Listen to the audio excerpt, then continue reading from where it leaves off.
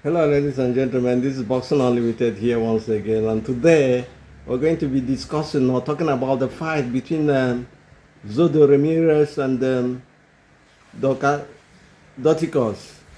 UN Dorticos for the unified title of WBA and the WBO Cruiserweight titles. We're going to be talking about the tactics and the predictions in this fight. We'll start by saying that in this fight, movement is going to be key, especially for Zurdo.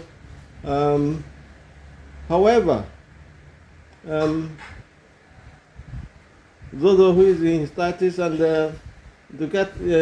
Dorticos is 39 years, going to 40 years, and he's been out of the ring for over 4 years. It's tiring to see him somehow. I don't know how he became the mandatory for this title.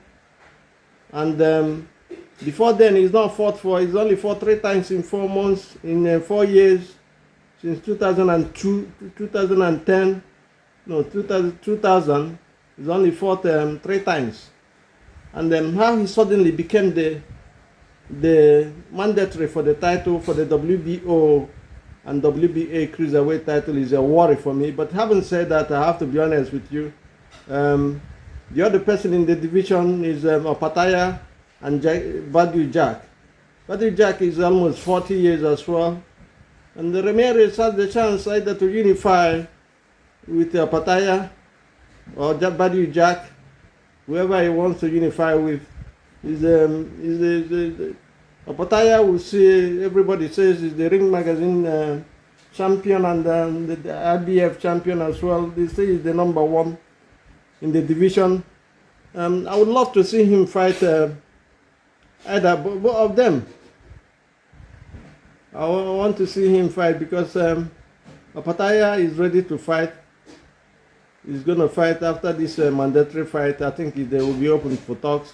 But having said that, I have to be honest with you. On paper, this fight is supposed to be an easy fight for Zurdo Ramirez, because the person he's fighting is been inactive for over 4 years, and before then he's been inactive as well.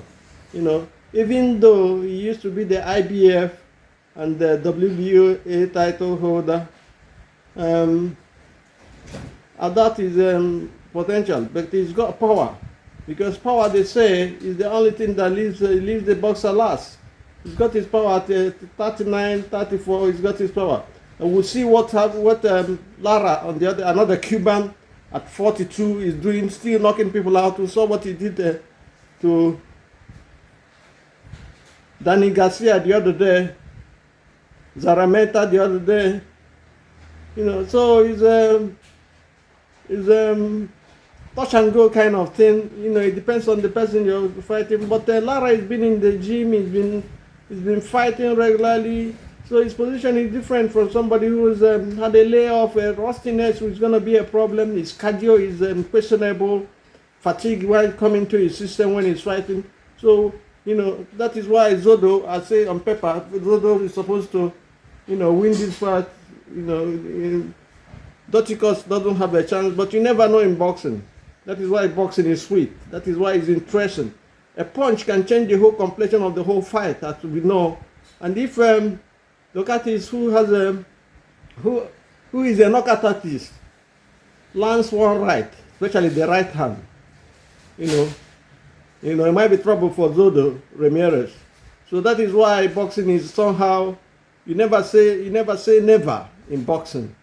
To be honest with you, I have to be honest with you. Boxing is a sweet science. That is why when all these politics comes into it, it makes it look ugly.